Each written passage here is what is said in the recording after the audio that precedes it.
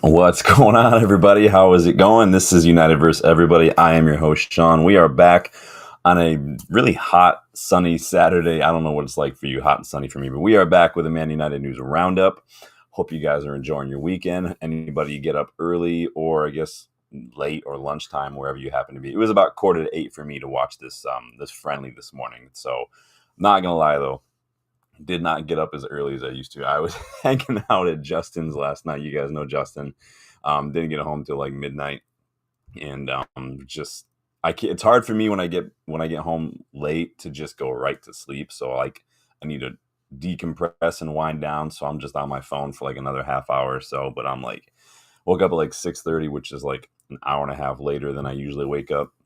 And so I'm feeling it today, but it is a good time. I'm just tired, but anyway, we are back again. Sorry, went off on a tangent there, but hope you guys are having a good Saturday. We are going to talk a little bit about this Fiorentina match because I want to get your thoughts, your reactions, because we had some big announcements ahead of kickoff, which we're going to go over as well. We're going to talk a little bit about some transfer news as well. Not a ton of transfer news, but some little tidbits here and there, and then obviously some things happening around Europe that could have some ripple effects for United and stuff. People being left out of squads for friendlies, other clubs who may be interested in some United players, selling some players as well. So we're going to talk about all that today. So get strapped in, put on your fun to wear, you guys. Make sure you hit that like button. Make sure you subscribe to the channel. If you are new, go check those memberships to learn how you can get more involved in the content, including jumping on board for a kickabout. If you guys want to join, that's for Legends members as well. But you can get involved in scouting reports, what if episode ideas, all that kind of stuff. The memberships are the best way to do that.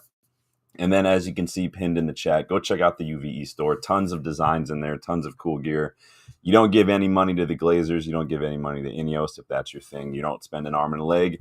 And it's one-of-a-kind designs you can't get anywhere else. You guys have seen Dylan and I rock those a couple times. I just got myself a Class of 92 hoodie with a 20% off that was live last week. There could be another discount coming up towards the end of the month. I will let you guys know. But go check out the link so at least get some ideas. And then maybe when that sale comes back around, you can jump right on it. So get involved, you guys. We're going to get stuck in today. Of course, you know I've got to jump in the chat and see what everyone is doing here. Let me just add this to my stuff here. Hold on. Pop. There we go. Danny B in the house. How are you doing, Danny? Let me know how it's going. Anybody watch any matches? The championship just kicked off today. We started their season. So we're going to talk a little bit about that towards the end of the stream today because we got a little bit of a lone watch update. So big up, Danny, though. Hope you're having a good day, man. Slash, welcome back. Slash, catching the live.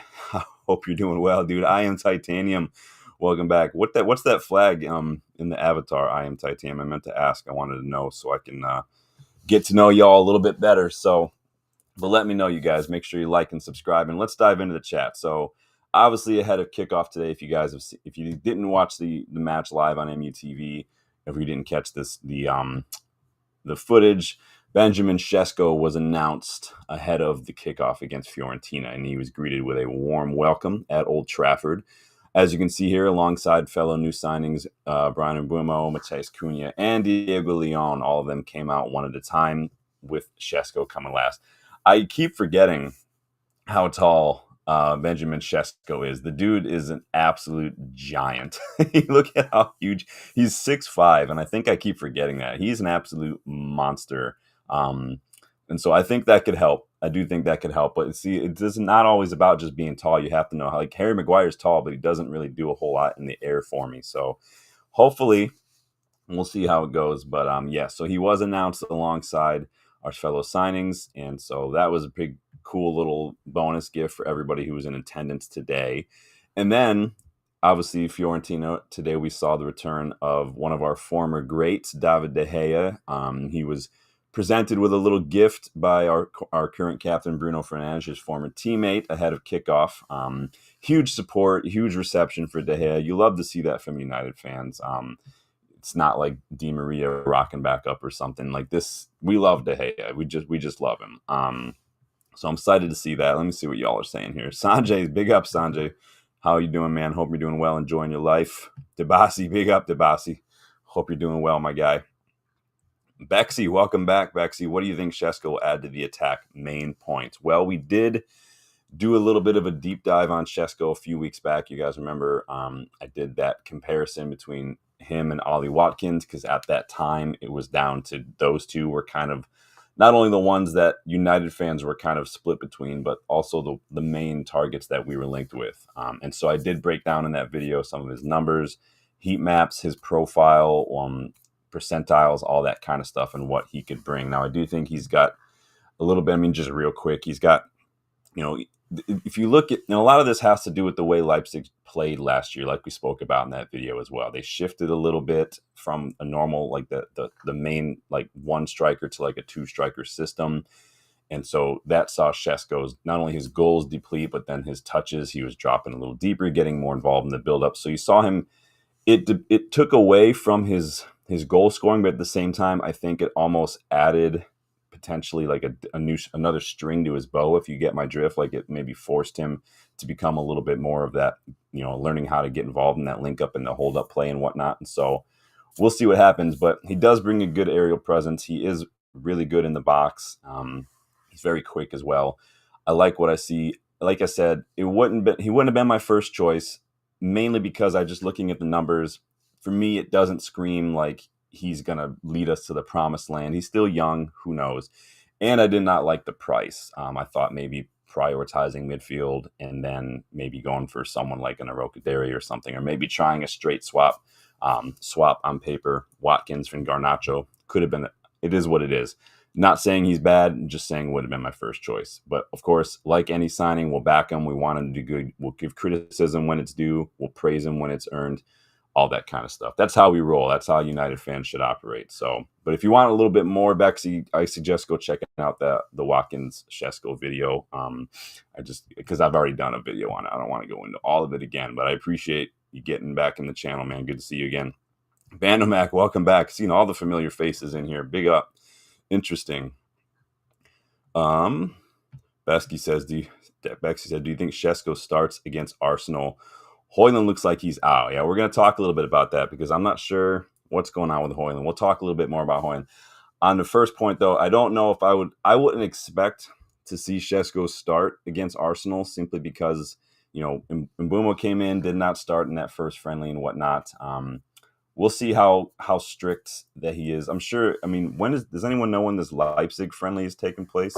Is that coming up before this match? Because I'm sure he could probably play that to get a little bit of a reception, but I don't know, honestly. I wouldn't expect it, but you never know. But yeah, guys, let Bexy know. Do you think he's gonna start versus Arsenal or not?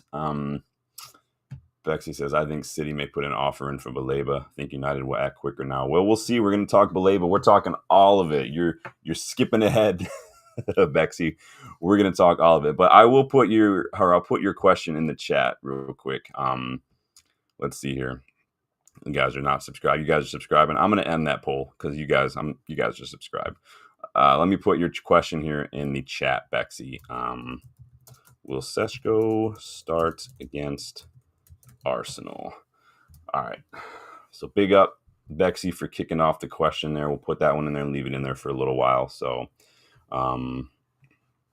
let's see.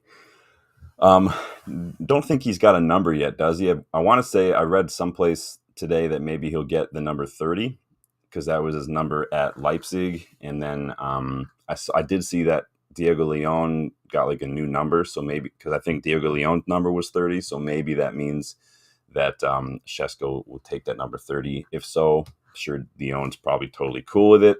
Yeah, Danny says 30. Yeah, I was hoping maybe he'd get that number 20 like RVP had, now that Dallo has given it up. But I got no problem taking the 30. It is what it is. Really, he should be getting the 9 and Hojlund should be getting the 20. But it's just funny. If Hojlund leaves, though, does Sesko get the 9 then? I would give it to him. Why not? But now that he's officially a Red, Benjamin Sesko, how's everybody feeling about this? I know that we've been speaking for well over a week now, almost 2 weeks, about strikers, about Watkins, Sesko, all this kind of stuff. Gyökeres and Osimhen, that stuff kind of died off a long time ago.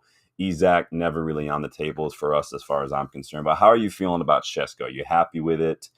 Do you think we should have gone for somebody else? Do you think we should have gone like not prioritized so much money towards a striker, maybe gotten a midfielder instead. You guys let me know. You guys know I did some videos a couple weeks back, 2 separate ones. I did one on young strikers for the future. I did one on first team strikers that no one's really talking about. And there were a couple options in there that wouldn't have cost, anywhere near even half of what Sesko cost, and who maybe were, could have been good punts for us this summer. But you guys let me know. I want to know what you guys think about that. Danny's just relieved we have a striker. I think you and me and a lot of other people are just like, it does feel like a little comforting almost, right? To just be like, all right, we got options, we got strikers. I wonder though, it's kind of like the midfield and the center back situation. Okay, we've got like depth, right? We've got numbers, but are all those numbers in that position quality enough? Like we got Xerxes, we got Hojlund, we got Cheeto, and then Sesko now. Is that enough? Not one of them is more than 23 years old, because isn't Xerxes only 23? It's interesting stuff, because what do you do if all these young players kind of all are in a lull of their, because young players are inconsistent. What if they all hit a dip in form at the same time, kind of like what we saw last season from our attackers? It's going to be interesting. Maybe if you go by what Amorim said today about missing a kind of like a focal point or a reference point as a striker, which we're going to talk about that some more. Maybe that's an indication that that Sesko is not going to play like he was at Leipzig last year, whereas, we're playing with 2, and part of his job is to kind of find the other striker, drop deep. Maybe it's just, hey, your job is to sit in that final third, sit in that box and get goals. The other players will find you. Maybe we're going to see us take really like advantage of potential that Sesko just hasn't reached yet, because of the way like Leipzig struggled last year. Let's just have it right. Like they didn't qualify for Europe, neither did we. They played a wholly different system. So maybe a change of scenery, maybe that's it. I've said many times, you guys, it's not just when it comes to signing players, it can't just only be about the quality of the player or the quality of the club. Look at the manager, look at the system that you're playing. And that's going to make a big difference. It doesn't matter if you've got this striker that's like great in the air, like top percentile, elite level aerial qualities, if you don't put crosses in the box, if that's not the way you play. And so who knows? Maybe he'll be the perfect fit. Maybe we don't. We always give them time. Hopefully everybody will give them time. So, but we'll see, you guys. Danny DeBasti says he's not too inexperienced to be on the bench. Yeah, I think because Leipzig, I'm not a Leipzig fan, so I haven't followed their summer activity. Like, are they playing a lot of friendlies? Has he been playing a lot? I know that he didn't want to train recently, right? Was that the last thing we saw?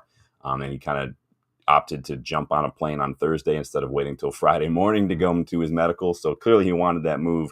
I read Indy Kalo put out something earlier that he had a long meeting, like a virtual meeting with Amorim, and was apparently blown away by Amorim's tactical insight, his knowledge and everything, as he was breaking down different oppositions and things and what the plan was. And so I guess that really just blew Sesko away. So we'll see. I'm excited. I like Danny saying there is a bit of excitement just to have a striker. And so I like that. So let me know what you guys think too in the chat.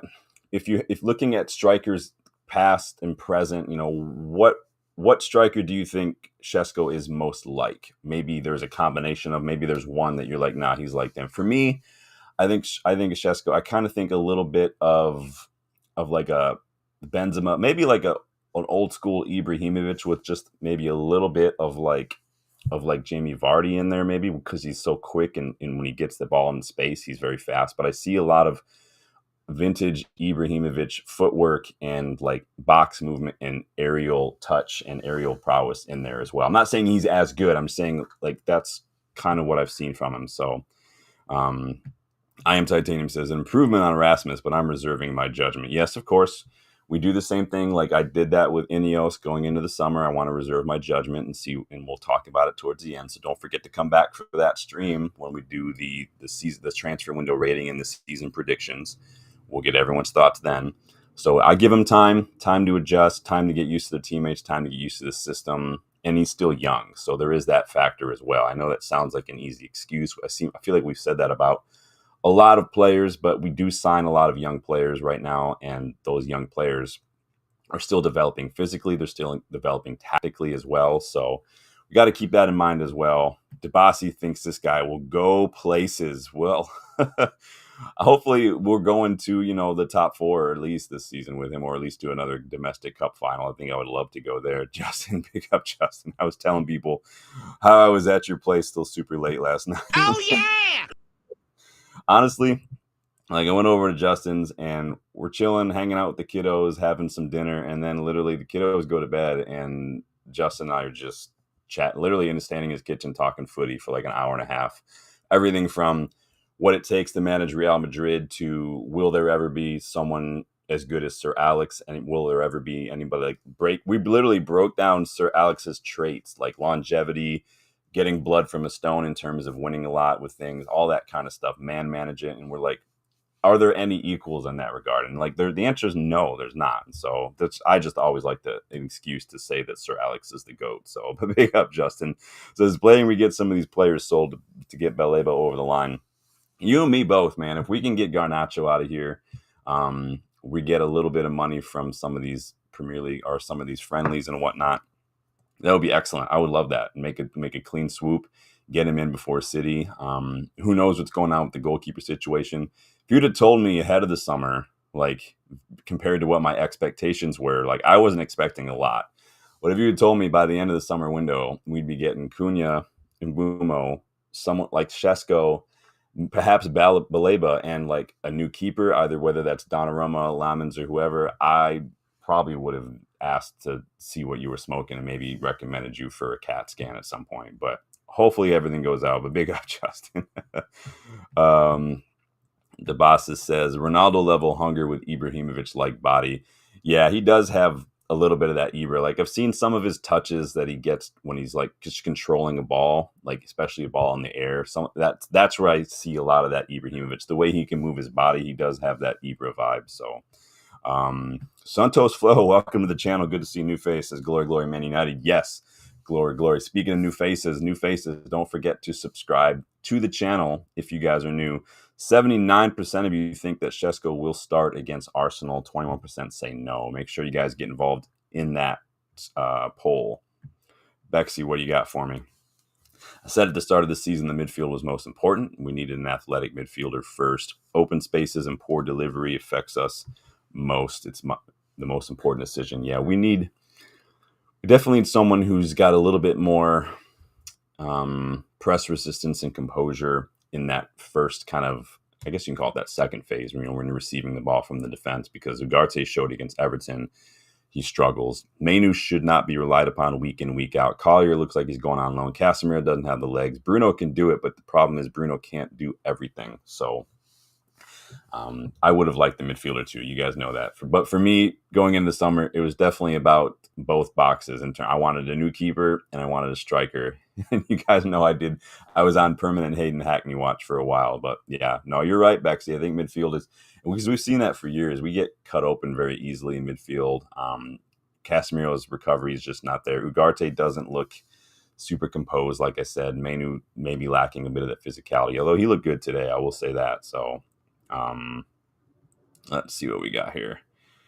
Oh, I Am Titanium says hopefully he won't go to the places Rasmus went to. Well, I think we did Rasmus a little dirty ourselves too. I think everybody shares a bit of the blame in the whole Rasmus kind of regression last season. So it's going to be interesting to see what happens to Rasmus. We got a little bit of updates on that we'll get to as well, because we're still chatting about Sesko at the moment. So Debasi says, I'm happy and Bruno could deliver those banger crosses into the box. Him and Sesko duo will create chaos. Yeah, and you've got balls from Bruno from deep as well, feeding him in when he's making those channel runs.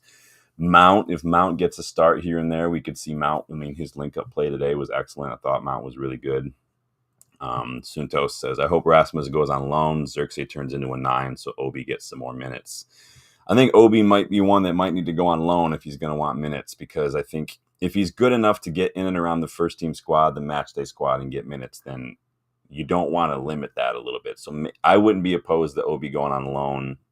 And maybe in January if he's not getting him any minutes, because we're going to get some early domestic cup runs, and maybe there's an opportunity there if we get teams like, Plymouth Argyle or something. No offense to anybody, but That's what I mean. So Bexy says, Sir Jim is getting on. He wants Ineos to be a brand like Apple or Coke, a bit like United.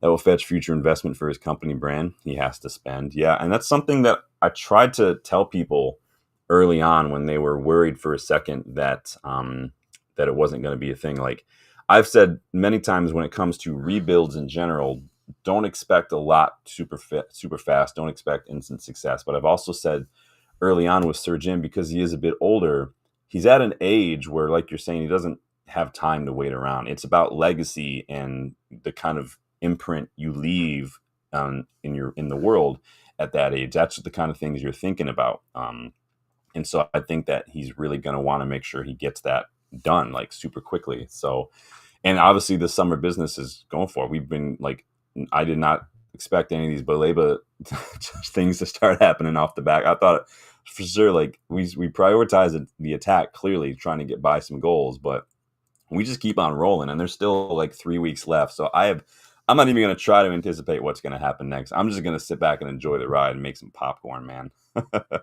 Fishbelly, like the name, welcome to the channel. Probably Baleba is coming. He was not in Brighton squad today. That's true.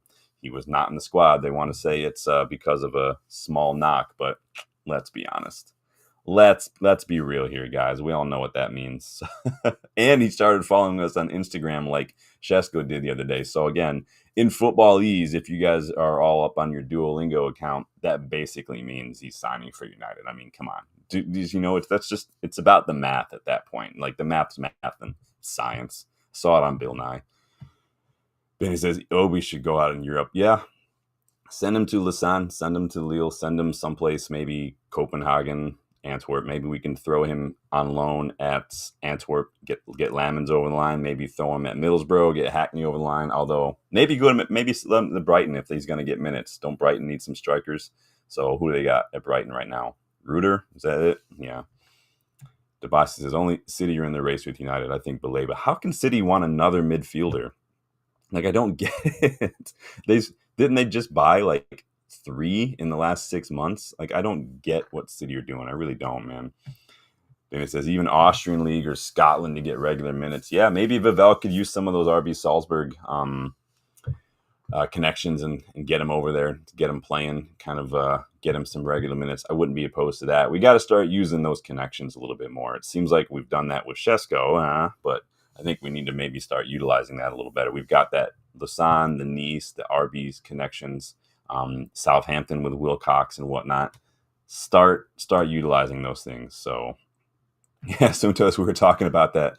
I was wondering maybe if that's why we kept Onana around this summer, so we can help us get us Mbeumo and Baleba over the line. I thought that would be a little bit of a masterstroke. Agile, big up Agile. His head is turned. I don't know. We'll see how it goes, man.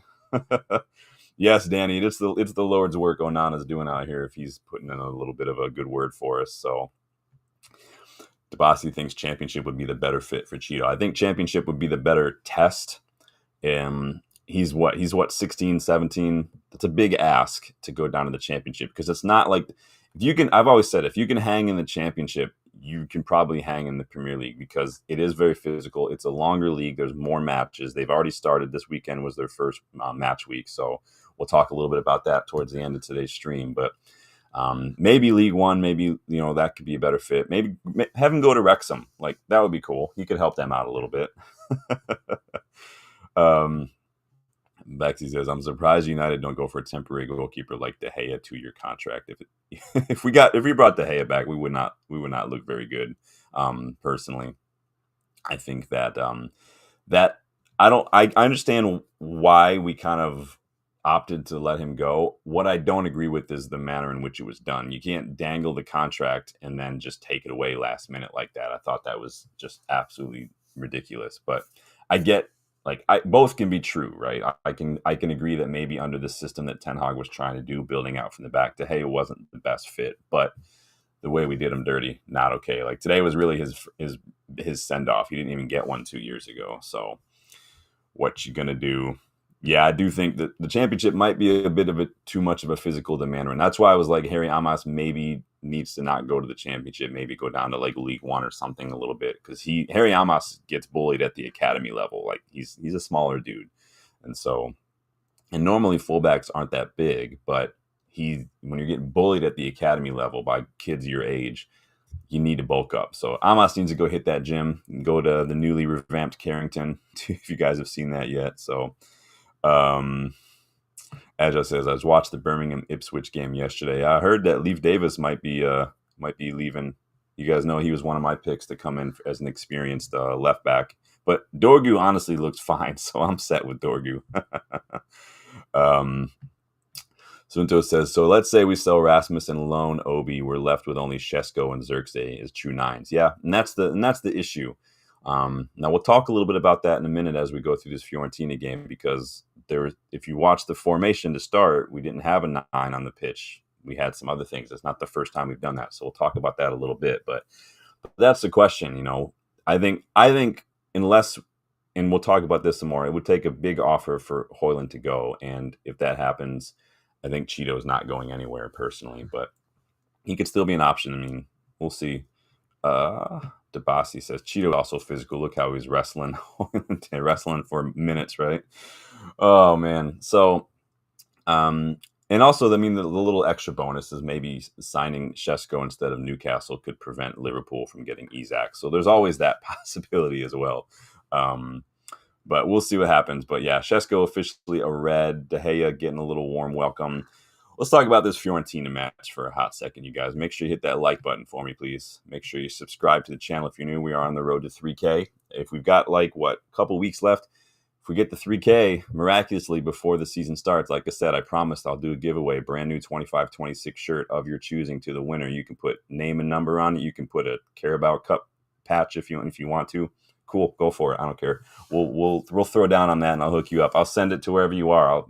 I'll straight up order it from United Store, send it right to where you live. We'll hook you up. So, but we got to get the 3K. So tell your friends, tell your wives, tell your children, tell everybody. As soon as you got a new baby on the way, as soon as it's born, create a YouTube account for it and subscribe. That's the best way to get to 3K. So, Justin, if you're watching, go create one for Gabe. Get it on there. Agile doesn't mind Cheeto staying and being backup. Yeah, I don't mind it. I think it's just if he's going to get minutes, because if he's not going to, it's like Kone. If Kone, he was set to go on loan, Kone, he wasn't even in the squad today. If you're not going to get minutes and you're at that stage where maybe you're in and around the first team, would it be better to go get minutes and then maybe even in January come back and you've got 6 months worth of first team minutes under your belt, maybe a couple goals? Like, that's just what I want to see happen. But you never know. There's not like a right or wrong when it comes to that. It's just you make a decision and you go with it. Thankfully, if you do send someone on loan, you can always recall them. That's always the option as well. So, but if you don't do a loan, that window closes. So, but yeah, and like Danny says, he can also go in and around the under 21s if you wanted to as well. So it's kind of a bummer. There's no academy matches when Dylan and I are going to be there in December. They kind of skip the middle of the end of December and go right into the middle of January. So, and maybe there's a chance maybe there'll be an FA Youth Cup match, maybe. And if so, we'll be going to that for sure, because Justin and I went to one of those this past year as well, and that was awesome. If you ever have a chance to go watch the academy at Lee Sports Village, if you can swing it, spend the £25, get the suite, you get food, like all you can eat food, you get drinks, you get a private suite, you get private little bleachers out there. It's worth it. I'm just telling you right now. So, let's talk about this match for a second here. So, like I said, no striker. Mason Mount was kind of in that false 9 role to start this match. If you guys notice, he was kind of leading the press, leading the attack. Cunha and Buemo behind him, and throughout the match, they were all kind of doing this and that. Mount would drop deep a little bit, and somebody would overlap a little bit. Like, that's an option. I thought Fiorentina looked good to start. They were aggressive in the press. They were all over us. We struggled to kind of cope with that. We were kind of passing back a lot, trying to get around that, trying to basically just weather the early storm, we see that a lot in the Premier League as well. We saw that a little bit in Europa League too. So we were trying to weather that storm, and then they just kept pressuring us. And then sure enough, I don't forget the exact minute on that, but set piece goal. We're still so bad at defending set pieces and specifically balls into the box, even from open play, defending balls in the box. We've seen throughout this preseason tour, we just still look pretty shaky at that. And this is what led to a Fiorentina goal from that corner. I can't remember the last time I saw a United player actually go and attack the ball when we're defending a set piece. And that's what I've said. It's about mentality. You could be 8 feet tall, but if you've got passive mentality, you're not willing to go and attack that and just clear the danger. It doesn't matter. It just doesn't matter. No one attacks the ball. Completely ignore, leave 2 attackers unmarked with acres of space at the back post. Everybody's kind of just getting drawn towards the movement. We're like moths to a flame. Fiorentina's movement, just nobody knows what to do with it. Ball completely goes over everybody, drops right to an attacker. I think Simone Son was his name, and he just slots it home, cool as you like. And it's just, we need to do better. Everybody was so focused on the movement, nobody stopped for a second to think, oh wait, there's actually a ball getting put into the box. We need to go and deal with that. It's so ridiculous. Oh boy, I was embarrassed for that one. Absolutely ridiculous. Let me see what y'all are saying here. Danny says flat, boring, hesitant, nothing was flowing properly. Yeah, it was a bit of a rough one for a second there to start for sure. But Nubis, welcome back. The amount of Fiorentina's attempts on goal is about the same as most Premier League teams. Not much change without a new midfielder. Yeah, and set pieces were just killing us, man. We absolutely needed to do better there. Fish Bailey says Mason Mount would be good for us. He is someone I always liked. If he can stay fit, I've said many times, if he can stay fit, he can be a tremendous asset for us. And we saw a little bit more of that today. He just cannot stay fit for the life of him. And so it just is what it is. It's not a quality thing, because I think that unlike some players, he's actually good. He just can't stay fit. So he's kind of in the Shaw bracket for me right now, where I almost can't even really mentally consider him part of the squad because he's never fit. He went down today, and I was like, oh, shit. There we go. Devasi says, our midfield was slow, looking at Mbeumo running and then finding to no one continue to build up. Yeah, I think we were just a little, I don't think we're not the quickest. We're not the most physical. We don't have a lot of energy and speed in that midfield. But we've seen that when you've got Casemiro and Bruno starting in the pivot, not a ton of speed there, period. It just is what it is. Shaw, not going to do anything. Maguire, not going to do anything. Oh, sorry, not Shaw, but yeah, they're not going to do anything. They're not fast.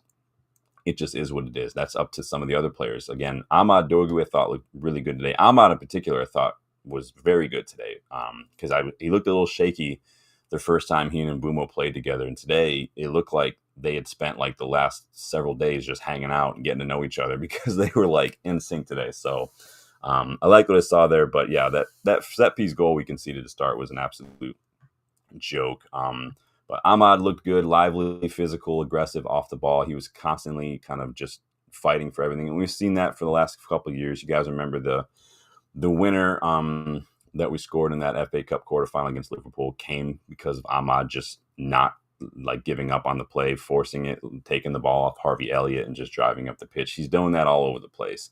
And on the ball today, I thought he was very good, very tidy, patient when he needed to be, aggressive when he needed to be, a lot of movement, holding up the ball, putting in the ball early, not always kind of getting the byline and then cutting it back and trying to do stuff. It's just you're finding runners. Now you've got runners now. And so he and Mbeumo, like I said, looking more in sync, a lot of overlaps, a lot of underlaps, and a lot of linking up today. So I liked what I saw there. And Ahmad's starting to be a little bit more of a leader. If you saw, he's kind of pointing, go here, there, and there. And so I like that. Ahmad, people forget that he's still a young player. So I like that as well. Mount did. I think Mount had another thing in the second half where he just he jumped a slow ball and actually won it back just inside Fiorentina's half. Led to another attack. So Mount looked pretty good. Yes, I am Titanium. Please make sure you're hitting that like button. Make sure you're subscribing too, you guys. That's the most important one. We want to get to 3K so you guys can get to that giveaway. Danny says Mount Euro played well. Yeah, I thought that Mount had a very good match. But again, it's always if he can stay fit with Mount. There's always that caveat. It's kind of like when people say about a player, on his day, he's unplayable. Cool. And when he's fit, if he can stay fit, Mount can be a tremendous asset. But you can't get past that little caveat, that whole on his day, or if he can stay fit. That's always going to be the first test for someone like Mount or someone like Shaw. We saw it with Martial as well. So, but my question though is, so obviously Mount started the match in like that kind of false nine. Can that be an option? Let's say we sell Hojlund, for instance. We got Sesko, we got Cheeto. Does Mbumo, because Mbumo can play as a 9, Cunha can play as a 9, Mount, Bruno, can they play as a false 9? So if we lose Hojlund, do we actually have options still, even if we don't have like true 9s in depth?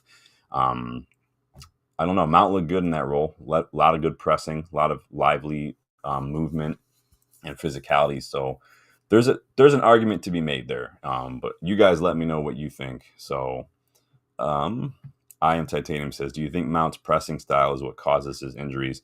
I honestly couldn't tell you what causes the injuries. What I can tell you is that the nature of the injuries that Mount has, the odds of them are just high of that they're just going to keep recurring and they're not really going to get better. The long-term prognosis when you've got so many hamstring issues is just, it's not great. And so it is what it is. I'm not a doctor, so I'm not going to pretend to say like, oh, this is what's causing it. Couldn't tell you. I really couldn't tell you. Like, why did Gareth Bale all of a sudden start picking up injuries when he got to La Liga? I don't know. I really don't know. But when your game, like Gareth Bale, is based on speed and stuff, you are going to put a little bit more strain on those legs. The nature of the sport itself, you're putting like 1,000 times more strain on your body than most normal people. So the human body can only take so much. So we'll see what happens. Bexy thinks Casemiro is washed. Says Ahmad is made out to elite, especially last season, best out of the bad bunch. Yeah, Ahmad, he's so good. We love Ahmad here. Let's see what we can do with him this year. How he and Mbuemo hook up. Nubis says, where do you see Mazraoui playing next season? What a waste if he sits on the bench. Mazraoui, I mean, he's probably going to play in center back. He can fill in on one of those wing back roles too if we need to. Mazraoui can be versatile. Remember, he was bought for Ten Hag. He was bought to play right back. So it just depends on what happens when everyone's fit. Licha won't be fit for a little while, so there's an opportunity for Mazraoui to convince Amorim that Licha needs to earn his spot back. So we'll see. Euro's still young, and everyone's going to need a break now and then. That's the beauty now. You know, people will still get, yes, we're not in Europe, so there's 8 matches minimum that we're not going to be playing, but you still have a lot of time to come in, rotate, to switch out, especially those domestic cups. Everybody will get matches for sure. Everybody will probably, I mean, you could evenly split up like 25 matches apiece between some of these domestic cups if we go pretty deep in those competitions. So we'll see what happens there. But I don't think he's fit right now. I think there is an issue. I can't remember what it is though. If someone remind me. Then he says Cunha looked to be the best option when he played there. Yeah, I remember Cunha when he was at Atletico. He played a couple different roles, but one of those roles was striker. He can play a striker, and so keep that in mind as well. And we can always, the formation itself and the system can shift a little bit too. You can see some of the striker on paper looks like they're a striker up top, but really when you're watching them play, it's more of a front two-ish kind of a thing. So who knows, man? Sanjay says Mount got a pelvis injury. That's why he's always injured. You know, the fact is he's always injured, and that's the only thing I'm really going to focus on right now. The guy needs to stay fit. So, but yeah, I don't know if using Mount Bruno as a false 9 now and then, if there's injuries or if we need to rest, could be an option. But we've seen Amorim do that a couple times. He's even played Kavi in there once, I think. So you never know with this what's going on. But then, so we're down 1-0 off a corner, and then how about that? An equalizer of our own off a corner as well. I think it was an OG ultimately. I think it came off one of their players, but I'll take it. I think we looked pretty good on a lot of those set pieces. We're getting a lot of things. It's just the header's just kind of a little just right at De Gea, so it's always going to happen. But De Gea did manage to make a brilliant save a couple minutes after that equalizer, I think. And I don't know if you guys watch him, but when he made that save, literally everybody was clapping and cheering for him because he's just rolling back the years when he saved that headed effort from Euro. So you like to see that. It's a bit of fun in the preseason. Nuba says, without a preseason, do you think Sesko is ready to start versus Arsenal? Well, I'm letting you guys decide, Dubas. I threw the question in the poll. I don't know how many friendlies Leipzig have played, so I don't know how many matches Sesko has been playing. So we'll see what happens. I could go either way. I don't think there's a right or wrong answer. It depends on what Amorim. Is he going to be like Ten Hag, where he's a little strict with that, or is he going to put him on the bench? maybe bring him on for a couple minutes. I don't know. If you look at it from a different perspective of just, hey, we're playing against Arsenal, and do we start Sesko or do we start Hojlund? I think most people are going to start Sesko. Maybe I couldn't tell you though. I'm leaning more towards that route, but we'll see. I think we're going to do a prediction of the Arsenal match, obviously, when we get back into the swing of things. But for now, I'm feeling strangely confident against Arsenal, more so than I probably should. So I'll say that right now. So, second half rolled around today. Again, Mount did well to win that challenge, set up a chance. Mainu, I thought, was very, very good today. He was very, very calm on the ball, especially in his own half, especially under pressure. He looked very good, especially when he was dropping deep, facing his own goal to receive the ball under pressure. Mainu's one that, yes, he's young. He probably shouldn't be starting week in, week out, but he's one that I don't worry about too much when it comes to press resistance or losing the ball. Like if Ugarte was in those same situations that Mainu was in today, receiving the ball, I would worry, because the Everton match showed us that we should worry. Mainu, I don't worry. Yes, he's not that physical, but his movement is so intelligent that that's press resistance. It's not just about strength. It's about just speed of thought, anticipation, reading the game, being a couple steps ahead. That's why I've said you don't need to be fast to play in that role. You need to be fast up here. But he instantly improved our ability to get out of our half. And then some of those little triangles in tight areas when we're under pressure on the touchline, he instantly improved our ability just to pass out of those. He always makes himself an option. He's good on the ball. His one-touch play is impeccable. I like Manu a lot. I think over the next year, this next season, he could really earn his way into the starting 11. Maybe he could change the way we play once Bruno goes. I would love it if we switch to a 3-5-2. We get someone who's a little more defensive, who's got a good pass on him. We put Manu as an 8. We have another midfielder as an 8. I think that'd be amazing. I don't think that's going to happen, but let's see. What are you guys saying here? Danny says, Sesko comes off bench, scores the winner against Arsenal. It would be interesting if Gyökeres just has a stinker and Sesko comes on to score. Like, that would be just, this is why we watch football, man. You just, some of this stuff you just can't write, man. Lucky, welcome back. Lucky, hope you're doing well. He's giving us a little bit of a starting 11 prediction for Arsenal. I am Titanium says, Romano tweet about Rasmus. Well, let me go look up what Romano's tweeting about Rasmus, and if it's something that we're not getting ready to talk about in a couple minutes here, I will put it on the screen. So taking a little bit of a break here. Hold on, you guys. We're doing a Fabrizio Romano check. Let's see. All right, I'll put it on the screen for y'all. Hold up. So we're getting there anyway, so might as well put it on the screen now. Let me move this over, and I'll put myself smaller so you guys can see it a little bit better. So while we're talking about strikers, this is what Fabrizio Romano had to say. AC Milan have started discussing via intermediaries numbers of a Rasmus Hojlund deal. Understand these are details: €6 million loan fee, €45 million buy option clause, salary covered. No green light to exit from the player yet, as Hojlund insists on staying even after 0 minutes today. So that's basically, yeah. And it's nothing that we weren't going to talk about. It's probably new for today.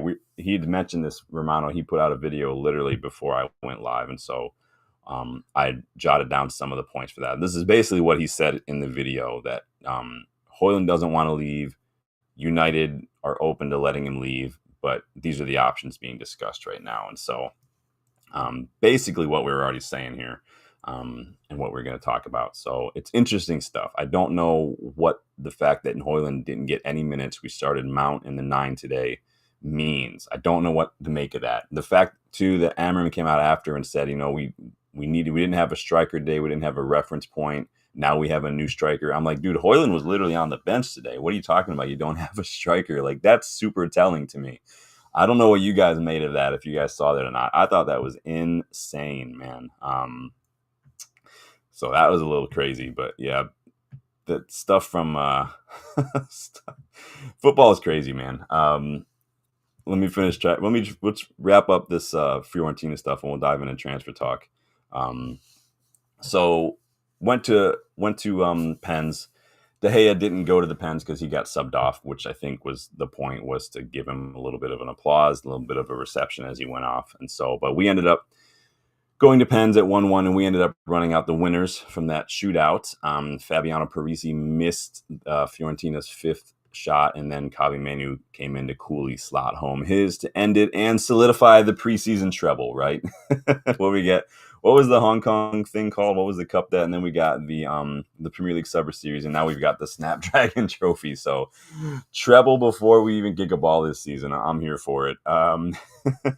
Shantanu, welcome. What are thoughts on using Mizrahi or Dallo as number 6 with Bruno as a partner if we don't get Baleba? I don't want, honestly, I mean, Dallo is somebody that I would sell personally. I just don't think he's quite good enough.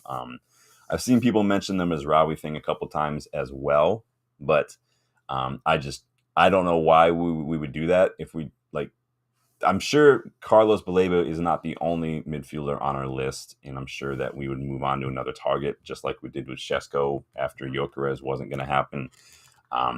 It just depends. Would you rather wait and try to get Carlos Baleba again in a year, or would you just go get someone like Hayden Hackney or something? There's options, but I probably wouldn't move too quickly to put Mizrahi in a completely unfamiliar position and rely on that heavily, but what it is. Mods can blow me. Welcome to the channel.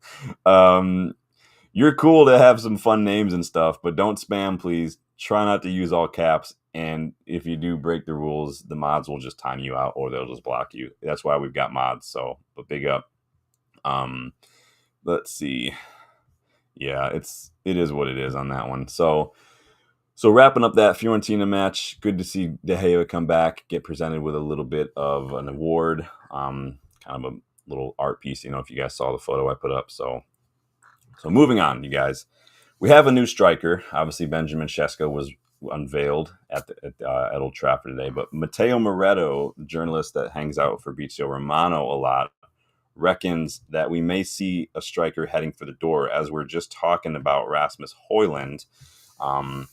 So Matteo Moretto reports that United are set to meet with Hojlund and his reps this week. So we've already seen just the stuff from Romano that claims that AC Milan have started to reach out to Hojlund's representatives. But Matteo Moretto reported earlier that United are also going to be set to sit down with Hojlund and his representatives to discuss all this as well. Talking about his future plans, how he fits in, all that stuff. Now, again, this all comes off the back of reports we saw these last couple of days that Milan were interested, looking at a loan. So they just sold Malik Thiaw to Newcastle, I believe, for a nice fee. So AC Milan have some cash rolling around. You guys remember we did a little bit of a scouting report on Thiaw last season, a young German center back who plays for them. So AC Milan have a little bit of cash. Moretto claims that Hojlund does want to stay. Romano, we just saw that as well. But if he were to leave, he would probably prefer a permanent move. It sounds like we would prefer to just have that permanently, or with that option like we did with Rashford as well. Ben Jacobs kind of said the same thing today as well. This is what Ben Jacobs had to say, that Milan are working on a deal to sign Hojlund. United want $40 million. Milan are prepared to do a loan with a $35 million buy option. Loan fee would take package close to the valuation. So again, similar to what Romano is saying, around that $40 million mark. I think that's kind of what we had to get in order to not take a PSR hit on Hojlund. And that's, people are raging about, like, why is Onana still here? Why aren't we just getting rid of, like, we can't just get rid of these players for cheap because it'll hurt us moving forward, because we'll take a PSR hit, which just, it hurts us. We can't do that. So I see it all. So, but again, no minutes today against Fiorentina for Hojlund. Even after he said in the last couple of weeks, I want to stay and fight. I know there's all this talk that I like competition. And again, odd to hear Amorim say that we struggled without a striker on the pitch when Hojlund was on the bench and available. So make of that what you will. Romano said this earlier today as well, that, again, same thing as we talked about. Club is prepared to let him leave. Loan, $6 million fee, salary covered, plus buy option clause. So again, it seems like this is picking up a little bit of steam. Like I said, AC Milan have just sold a player as well for a decent amount of money. We'll see what happens there. Would you guys, what happens if Hojlund goes? Can we sell him and not feel short-staffed? We were talking about that a couple minutes ago. do we need to go get someone? Would you guys just go get Vardy just to have some coverage, maybe have a leader in that striking department? If I would take Vardy as a striker coach, I don't know if I could rely on him week in, week out. That feels a little bit like a Glazer-nomics kind of situation personally. What are you guys saying here? Bexy says Hojlund is probably getting the cold shoulder. Yeah, I don't get why, though, because he wants to stay and fight for his place. He's on the bench, and yet Amorim's still like, well, we struggled today without a striker as a reference point. Like, you literally got one there. I'm not saying Hojlund's like world class. I'm just like, it doesn't make sense, though. So clearly, there's got to be some sort of message there. Maybe Hojlund was a little too brazen with his comments. I don't know, man. Big up, Box. Good to see you, man. Nubis says, if United can't get rid of Hojlund, would they consider moving Xerxes instead? I don't think we would want to, because Xerxes he's only been here a year, and he's an Ineos signing. So Ineos were the ones who kind of targeted him and brought him in.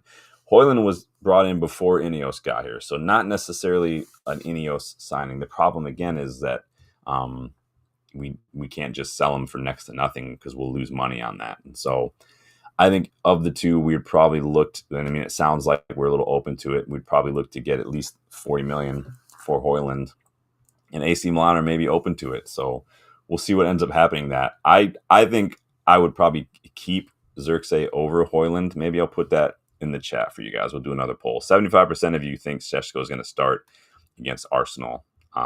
Interesting stuff. Who do you keep, Xerxes or Hojlund? Xerxes, Hojlund. All right. I'll let you guys decide. This is your channel. This isn't just me throwing stuff out there. So you guys let me know. Debasi says Tesco can sponsor United now. Meet Sesko. He shops with us at Tesco. I love Tesco. I know it's like just same day stuff for anyone who's from the UK and stuff. Everything is a little novel to Americans visiting, so it was nice to go. And I didn't even know that Sesko had like a cafe until that final morning when Justin and I were trying to find breakfast back this past January. And I'm gonna tell you right now, that Tesco cafe for breakfast slaps. That shit was good. It's hard to mess up a full English, right? Unless you just use shit ingredients, but full English it's like pizza, where you really have to try to mess it up, because it's basically just a bunch of bacon and potatoes and eggs. Like, if you can't cook some eggs and you can't fry up some potatoes, some hash, like what are you doing? Like, really, what are you doing? Buck says Anthony and Sancho are taking the piss. Well, if they want to play, they need to get going, man. I think both will still be gone, but that's probably going to drag out to like the final couple days, man.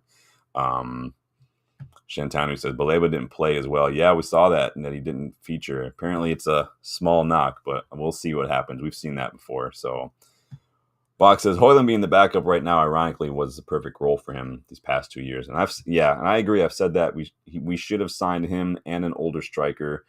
I would have loved it if that January before Hojlund got here, we had pushed a little harder to get Marcus Thuram out of Mönchengladbach instead of spending, whatever we spent on Weghorst.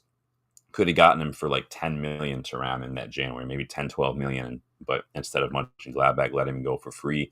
He could have been here. Hojlund could have come in. They could have rotated. They could have learned, and then we wouldn't be in that situation. But we are where we are. Can't change anything now. So Debasi doesn't think Xerxes is a striker. I think that's probably where he's going to have to be considered. He can play in a 10 role too, but I think that's probably where he's going to be. And remember, don't focus too much on whether he's a number 9 or where he lines up on a formation in the graphic, when the team sheets are announced. Don't focus so much on that, because that's not going to be necessarily where a player plays. We saw Mount today was kind of in that false 9 role, but was also kind of getting involved all over the place. So don't limit yourself to that kind of stuff, because you never know what's going to happen as the match goes on. So let's see here. You guys are having chats here. Debasi says both options could be sold. Don't have any preference for who to keep and sell. I mean, they both could. The question is, who would you keep? So you let me know. What are you guys saying so far? 78% of you would keep Xerxes. 22% of you would keep Hojlund. So Danny says that front three will switch up during the match, I think. Yeah, I think we saw that a little bit against Everton. Remember, we were talking about that they were kind of kind of going all over the, like ins and outs. Everybody was kind of switching. It reminded me a lot of like 07, 08, 09 United with Tevez, Ronaldo, and Rooney. Just do what you need to be done. Don't be afraid to switch over. Don't be afraid to overlap, drop deep. I have no problem with that. With good players, it can work. So I am Titanium says, did I go to Greg's? I did not go to Greg's, and that was probably the biggest regret so far. The plan, we're gonna walk over to one probably one of these mornings while we're there. Maybe before we do the stadium tour, we'll go to Tesco or go to Greg's. Maybe both. I know there's Greg's all over the place, but I know there's one not too far from Old Trafford.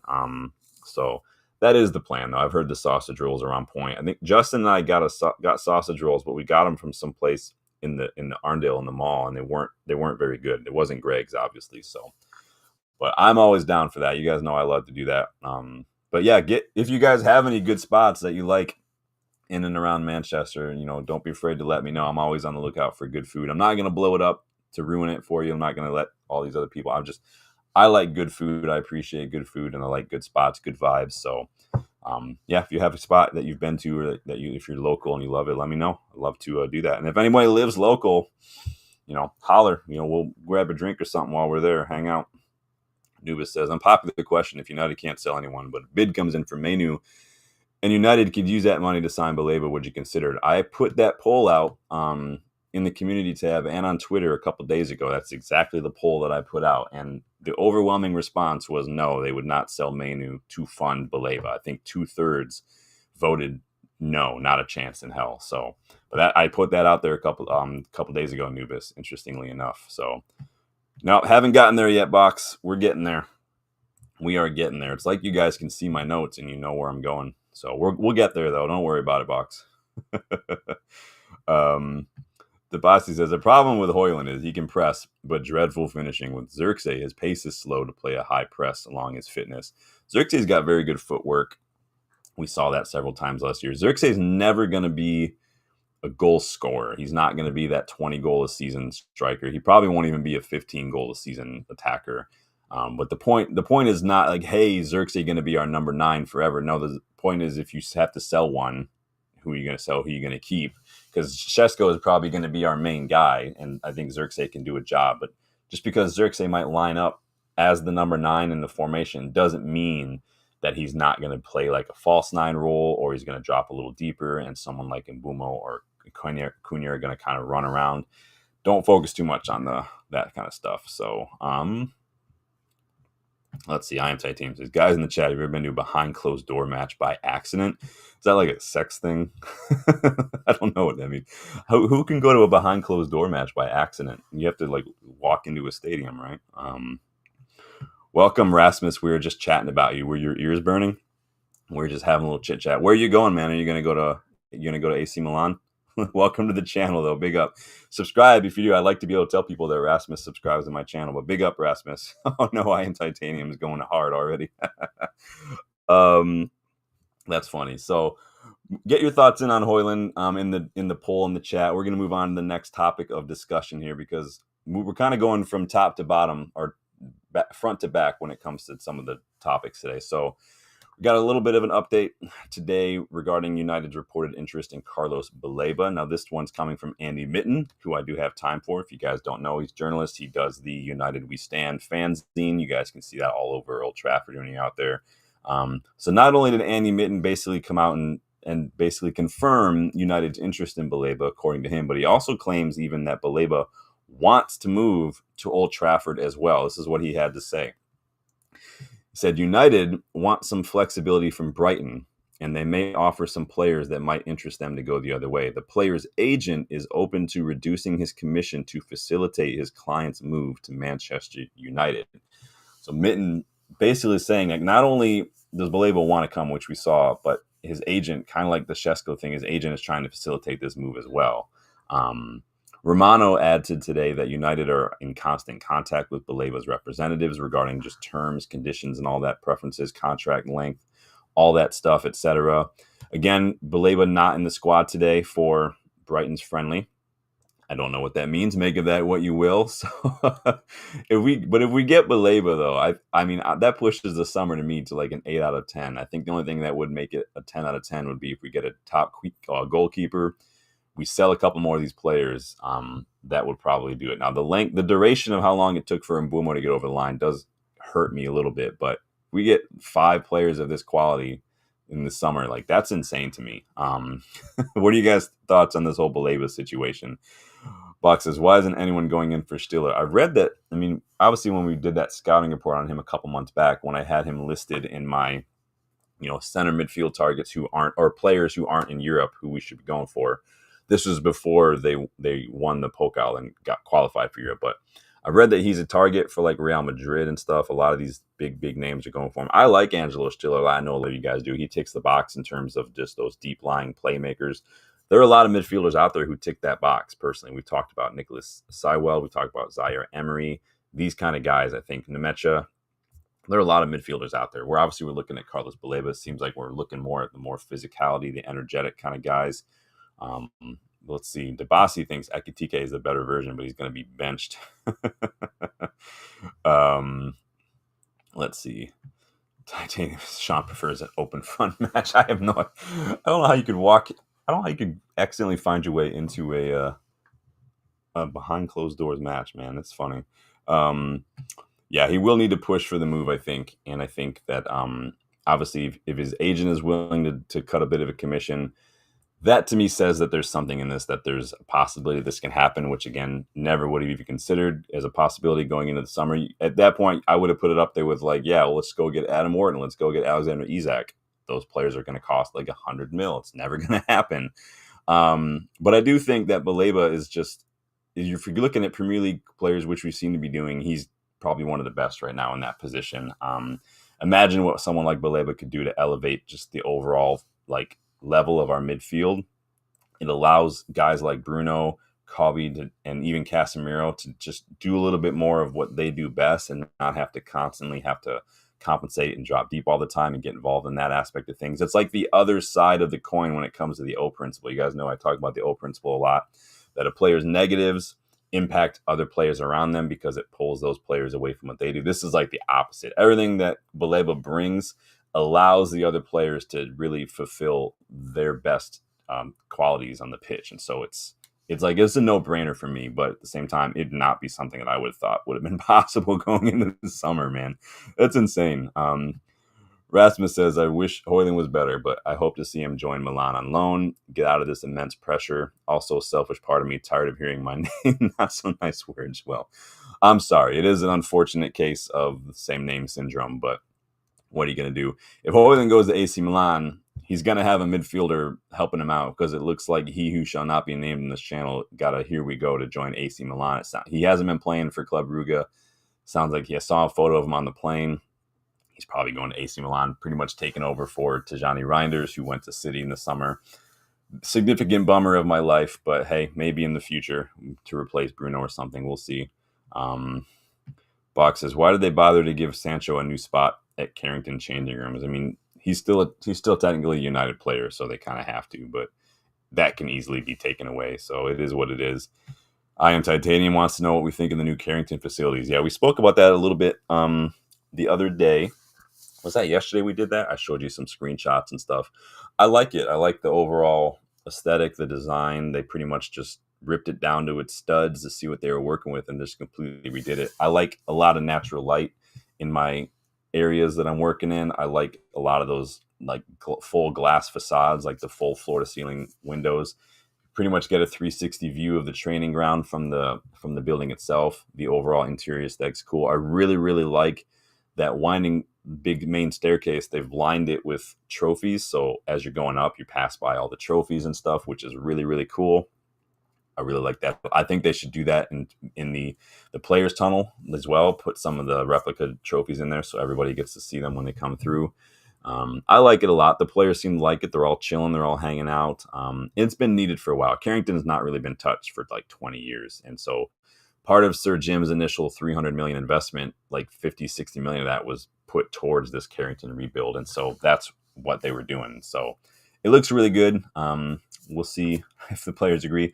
But that is a big sticking point for a lot of players when they're looking at clubs. They look at the facilities, they look at the academy facilities, all that kind of stuff, and that is a big deal. And when it's not updated, when it's not state of the art, when it's not, technologically advanced and stuff with the different instruments and like workout stuff, all the equipment, that does like rub people the wrong way sometimes. So you don't want to go in there and see moldy tiles in the pools and the jacuzzis and whatnot. So let's see what it is. So then he says, Donna, Baleba, I'm get a good price for the frauds. It could be a 9.5 window. Remember, Dylan and I, and maybe somebody else, if we get some other guests, are going to be doing a transfer window rating and a season prediction video later on once the window closes. But yeah, that's a big deal, man. Dabasi's a believer. I like it. Andreas, welcome back. A chance like this doesn't come very often, so if the money is there, let's go for Baleba. Yeah, there are a few instances where you kind of just, if there's an opportunity, you almost just go for it and you just figure it out later, right? Or you just take a hit. Remember, too, PSR is a 3-year rolling window, so it's not, did we take a loss this year? You've got, if this is like the first year of the 3-year window, you've got 2 more years to come out in the positive. And so we could just be really front loading this whole rebuild now and then worry about kind of making some money later on. Maybe we're going to get, we've obviously, I've gone over this a couple times with the sell-on clauses that we've gotten from a couple players this summer, the freeing from wages from like Rashford, for instance, things like that. And the money from the prize money from some of these friendlies, we've got a little bit of money. And so if we can sell Garnacho, that'll pretty much fund the Baleba move. If we get something for Hojlund, whether that's a upfront fee or even just a loan fee to start, that helps a little bit. Next summer, Casemiro will be gone. So that's like 15 million a year off the wages that we're saving, just like Rashford's. Don't forget to Eriksson, Lindelof, Evans left this summer, so that's a bunch of money in wages we don't have to pay anymore. If Sancho goes, Antony goes, Malacia goes, that all helps. And so we'll see what happens, but we are getting a little bit of money coming in, and so I like what I've seen.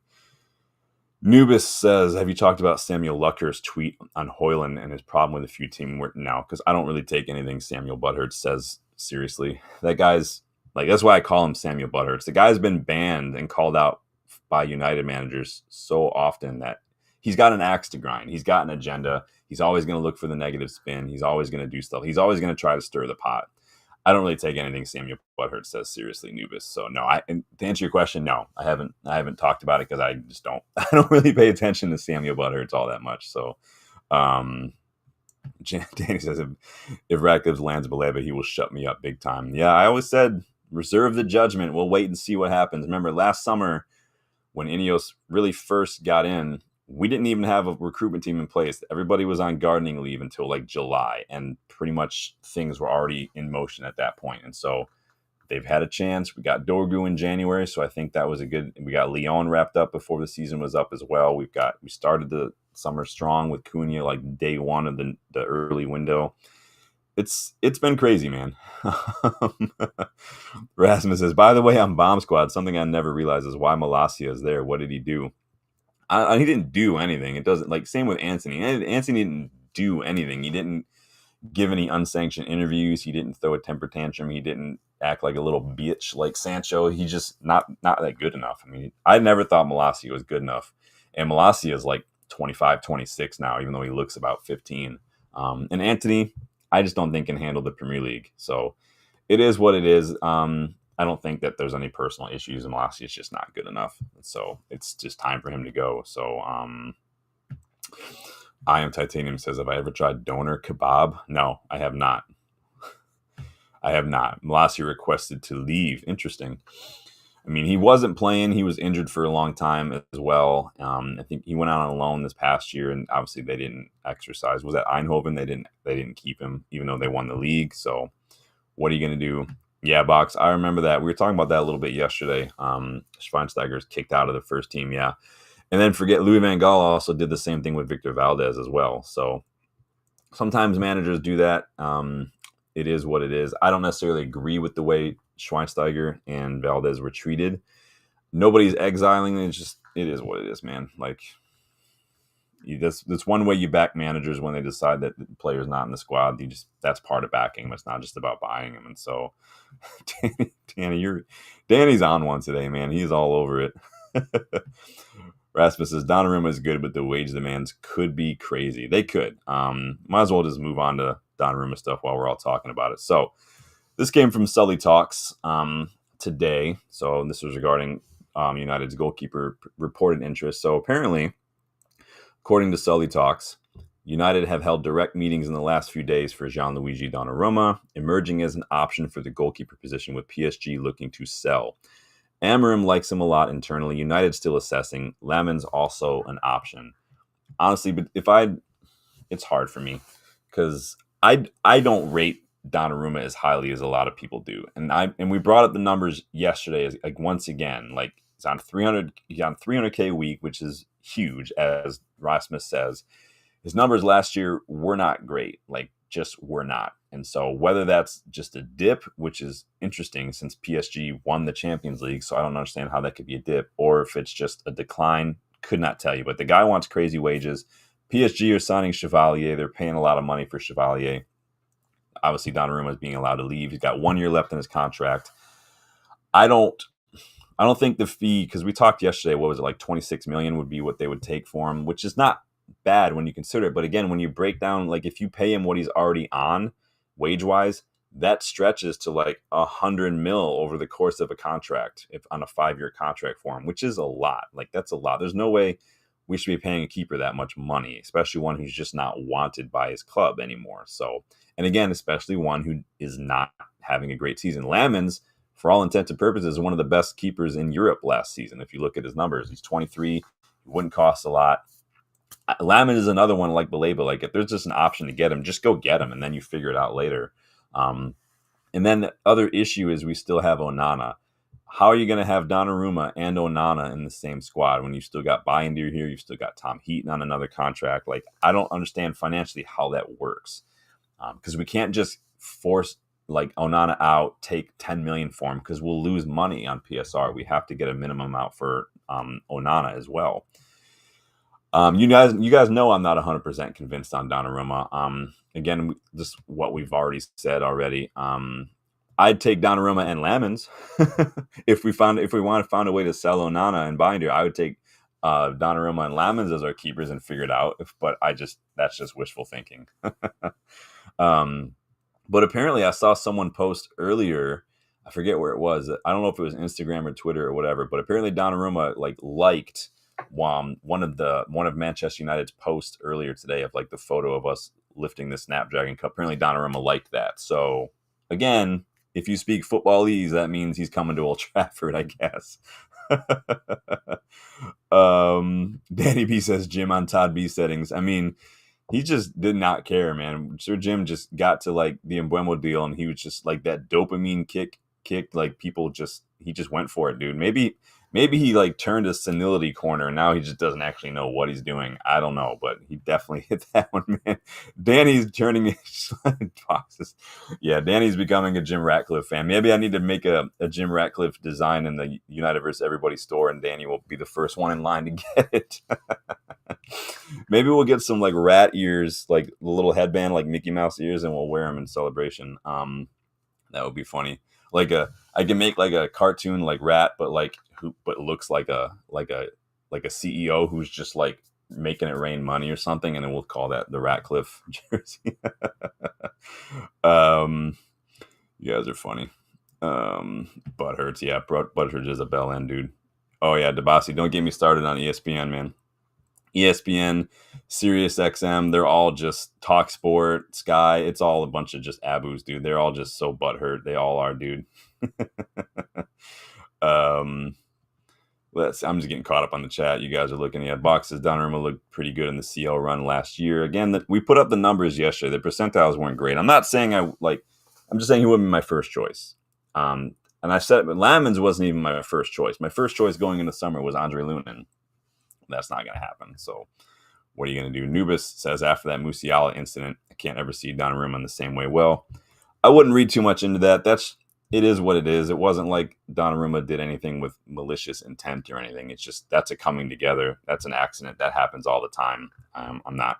I don't. I mean, I hope you wouldn't let that sully your opinion of somebody from an accidental coming together like that. But don't worry about that. So Danny says, always thought Donna up there best in the world. I mean, he's a good keeper. Again, I can only point out the numbers from last year. And again, those wages just kill me, man. If he's willing to take a pay cut to come to United, you know what? Fuck it. Let's do it. Don't even care. But the problem again is Onana is still dicking around on the bench. He's been injured all summer. So is Onana even going to start against Arsenal? That was a good question. But Donnarumma, I mean, that would be a bit of an intention, like a sign of intent from Ineos. Maybe that's a message to Onana too. But again, is that a deal too good to pass up? City were linked. Then they got James Trafford. Ederson on the bench today. So maybe it's possible if Ederson doesn't go anywhere. I don't know. I couldn't tell you. Liverpool still have Mamardashvili, and they've got Allison as well. So maybe it's just the age of two quality keepers. I don't know. Go get Lamens, go get Donnarumma, and we'll call it a summer. Danny is literally kind of towing the party line for Ineos already, man. He has drank the Kool-Aid, Danny. He has gone over to the dark side. He's eating the burnt pies. He is starting like Danny. They're gonna hire you to go start firing people and stuff, Danny. He's gonna be like, "Do it. You got me, Baleba. Yep, everyone's fired. Let's go." Buck says Onana is no longer a keeper. He's Barada's and Wilcox's assistant. Honestly, honest to God, if Onana had anything to do with Mbumo and he somehow has anything to do if we get Baleba over the line, like I don't care. Just that's the best thing he's ever done. That's probably the best thing any player's ever done for us in a while. Let's see. Oh, Donnarumma respects the Snapdragon Cup. Nice. That's funny. Let's see. Debasi says, well, if you hit your peak faster, not much evolution later on. Yeah, I think it depends on the player. It just depends on what you think peak is.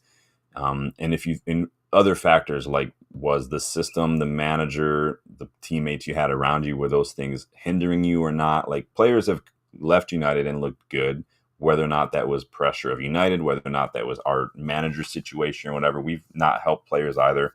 United's weird, like a weird outlying case. There's so much factors to consider with everything that's happened in the last like 12, 13 years. It's hard to just make a broad statement on something like that. But yeah, some players, you don't see them improve a whole lot. But some players like McTominay, 27 at United, looked like he had hit his ceiling, but all it took was him going to Napoli. Different system, different role, no longer playing in a deep pivot where he's got to be responsible for receiving the ball off center backs, resisting pressure, building from the back, put him in that wide left 8 spot where he can then be kind of the third point where someone takes the ball off the defenders and then finds McTominay in a wider position where he's got space to run and really open his legs up. Then you see a whole different animal. So sometimes, like I said, it's a shift in system can sometimes be just all it takes for a player. And so I did not see any fights to I Am Titanium. There were fights in the Como match. Interesting. Had a little bit of a rumble. Hesty, welcome back. Says the way Donnarumma left Milan was almost the same pattern, not in good terms. And this is the issue we're seeing a lot with these players is we get these gentlemen's agreements because we've seen it a lot in the last couple of years. And then how many times have these gentleman agreement situations ended up going amicably? Like, look at this summer alone. Like get it in writing. Like, I don't care what somebody said when they shook your hand behind closed doors. I don't care at all. Like, this whole Gyökeres situation was an absolute circus.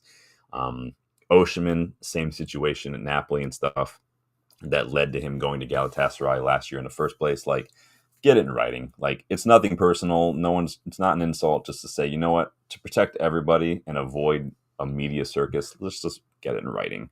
So, yeah, I don't follow Milan, so I don't know what the ins and outs. I do remember something like that a while back, but it's just interesting, man. Players, the power dynamic and the struggle for that between agents, players, clubs, managers, it's so interesting. It really is. You got players who refuse to train, players who will literally like just give unsanctioned interviews to basically force a move, looking at Ronaldo, looking at Rashford. Like, it's so weird, man. Nuba says, Lamens had the most saves in Europe last season. Does that count something, or the league too weak to consider it? I mean, not even just the best save percentage up there, but like even his crosses and whatnot. He's one of the best keepers if you look at those numbers. But again, you do raise an interesting point, kind of like what we've spoken about when it comes to strikers. How do goals from other leagues translate to like the Premier League or like La Liga? Like somebody get me an algorithm. But Lamens, I think, he's good. He's very, very good. I like him a lot. Big up. I am Titanium out. Big up. I am Titanium. Thanks for stopping by, brother. Whoa, let me get caught up here.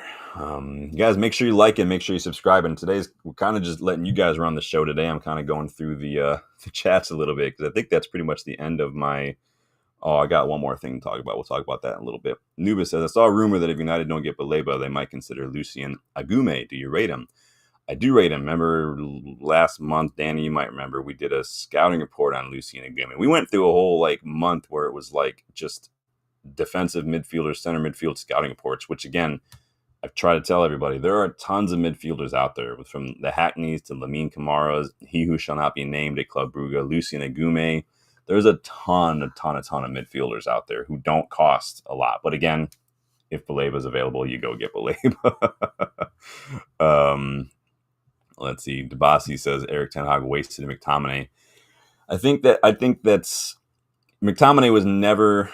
If we played a 4-3-3, you would have seen a different McTominay, I think. And I think that Ten Hag liked McTominay because he relied on him in big moments. McTominay scored some important goals.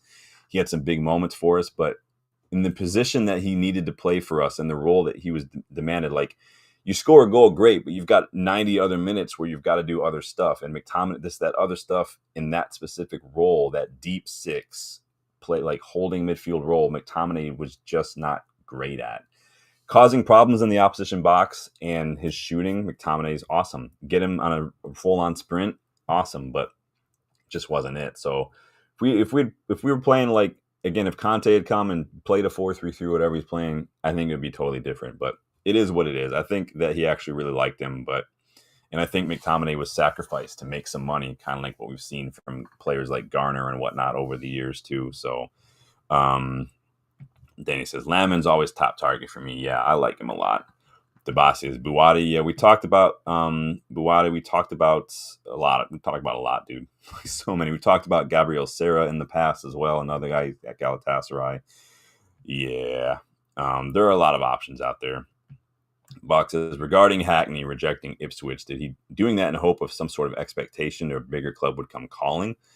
What if he has to stay at Middlesbrough? I mean, he's playing. He played today. I watched Middlesbrough's match today, and they played, so he's doing just fine. So I think, to me, he looks like a consummate professional, honestly. So I don't know why he would want to take a sideways step to go to Ipswich personally, but so I don't fault him in that. And reportedly, clubs like Spurs and even United have been linked in the past. So if you've got those clubs, maybe your agent's like, just we'll hold out and we'll see what happens. Ipswich could lose Leif Davis as well. Who knows what's going to happen with Kieran McKenna, but you guys know I really rate Hackney, but like Baleba's better. So it just is what it is. Orlando, welcome to the channel. Up the Reds. Good luck, my friend. Thank you. Appreciate you stopping by, you guys. Make sure you subscribe, and if you're new to the channel, get those likes up as well. Well, big up. Good to see new faces. So Hesty says, Donna and Sancho, same case for me. Doesn't make sense. They want to take a pay cut if they can run down their contract. Yeah, I mean, if they can run down the contract, Donnarumma could literally just sit at PSG and run down his contract if United doesn't. We could get him for free in a year if we wanted to. Who knows? We can let him sit there till January and sign him on a pre-contract in January and get him for free in the summer if we really want to. But it's just, I think PSG are probably going to want to get some of that money. So it's one of those cases where Donnarumma's probably going to go this summer, and like for that cheap, someone will get him. I'm trying to think off the top of my head who would be in for a keeper like him right now. So get your thoughts out if you guys can think of anything. Who would be in for someone like him? Like, how old is Manuel Neuer? He's got to be up there, right? Because he's been injured wasn't he injured for a while? I'm trying to remember now off the top of my head. Who else would be in for a keeper? City just bought one. Liverpool have one already. Arsenal, I don't know what Arsenal are doing. Newcastle just got Ramsdale, I think, if I'm remembering correctly. Chelsea, would Chelsea be interested in a keeper? Haven't they signed like 3 since Todd Bowley got there? So Donnarumma will go. Where he'll go is anyone's guess at this point. But you guys let me know what you think you would do with him. Let's see. Box says Donnarumma is a top player. Sancho is average at best. Donnarumma will want to play. Yeah. So the question is, what do you do with Onana? Like, what's Onana going to do if Donnarumma comes in, right? That's just a situation I'm hoping to avoid. And the way to avoid that is to sell Onana. Now, Onana made it impossible because he got injured. There will still be some time, but I would love to sell Onana, but I just don't know how possible that's going to be without taking a hit personally. Yeah, Chelsea, maybe Chelsea. Inter, maybe Inter. Yeah, I wouldn't put it past. Although Donnarumma was about 8 years older than Chelsea would want. So if he were like 19, then they'd probably be all over it. But Chelsea need to sell some players. I mean, asking 80 million for Nicholas Jackson is a bit of a piss take, though. Inter is a good shout. Who is Inter's keeper right now? Who is that? Somebody remind me who Inter's keeper was. Atletico. Okay, yeah. Atletico. Could they want a new keeper at Atletico? How old is Oblak now? He's like De Gea's age, right? I don't watch a whole lot of Atletico, so I don't know what his form has been like. Yeah, I don't think Onana can sit on the bench. It's not even that he can't. Like, if you're not good enough, you're going to sit on the bench. But we can't afford to have someone like Onana just chilling on the bench. What are his wages right now? What's Onana being paid? That's going to make a big difference too, because he's 29, so he's not young. He's going to want to play. He's on 120K a week with 80K in bonuses, so potentially 200K a week. So if you could convince Donnarumma to drop his base pay down to like Onana level, like then I'm open to it. But again, he's also really it's similar to Sesko. Like, I'll back him. Sesko wouldn't have been my first choice, and I want to see more from him, especially for that cost and stuff. But who knows? Well, let's hope that if Donnarumma thing crosses a line, that it's not a permanent decline and that it's just a little dip. Because again, looking at those numbers, they're not great. So he says let him rot in the bench, or you could pull the Victor Valdez like LVG did and just send him to play with the Rezzies. That would just be. Yeah, let's throw a 200K a week keeper down with the Rezzies. We can't afford to spend 500K a week in goalkeeper wages for two keepers, let alone Altay Bayındır. What's going to happen with Bayındır? Like, it's ridiculous. Summer, that's who it was. Didn't they get him for free too? If I remember correctly. Look at you. Box is all over it, man. Got the info. So, yeah, Oblak. Remember when it was like Oblak and De Gea back, what was that, like 16, 17-ish as like considered some of the, like two of the best? I mean, De Gea in his peak was like the best shot stopper in Europe, like hands down, just best shot stopper. Period. Oblak was up there as well. Man, they were kind of going neck and neck for a little while, which is funny because he replaced De Gea, Oblak at Atletico Madrid. So, let me take Donnarumma off the screen now.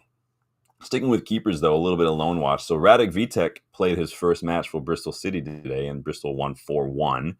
Vitek was very good for them, made quite a few saves and whatnot. There's a clip of him going around, if you find it on Twitter, of him kind of celebrating with the home end back there just in front of the fans, kind of just pumping them up and thing after the match. So I think Vitek's probably leaving next year. Sorry to say. I don't think he's going to stay at Bristol personally, but I think he's definitely going next year. So obviously we got him signed to a new deal, so we're basically just protecting the investment. Going to get more for him when we do sell him, but we're definitely going to be selling him in a year when that loan moves up. So more is the pity too, because he's a very good young keeper. Is he ready to start? It's up to you, not up to me. But he did play today on his loan. So let me know if you want to incorporate a little bit of loan watch in some of the videos throughout the year as some of these loanees are out there. Wheatley's on loan, Dan Gore's on loan, Vitek's out loan. There's a couple of other youngsters out on loan. Eli Harrison's on loan as well. So we'll keep an eye on these guys and their progress as they go out. I think we could probably see a couple more going on loan before the summer's done as well. Bach says Oblak will play another 10 years. Yikes. Oh, man. DeBoss says Oblak is still running behind Brian to this day. You guys are funny. Bach says Vitek will be a good backup to Donnarumma, offload Onana and Bayındır and Heaton. Easier said than done, unfortunately. I mean, Bayındır, nobody's apparently interested in him. Onana, we'd have to to avoid taking a loss, we'd have to make a certain amount, and he's on big wages. I would have thought maybe a Saudi club would come in for him, but it doesn't seem like that's going to happen. And again, when he's injured all summer, it does make it harder. But thankfully, the injury wasn't too bad, so maybe there's still some time. Fingers crossed. But we'll see. Clearing the deadwood was one of you guys all voted it that was a big priority this summer.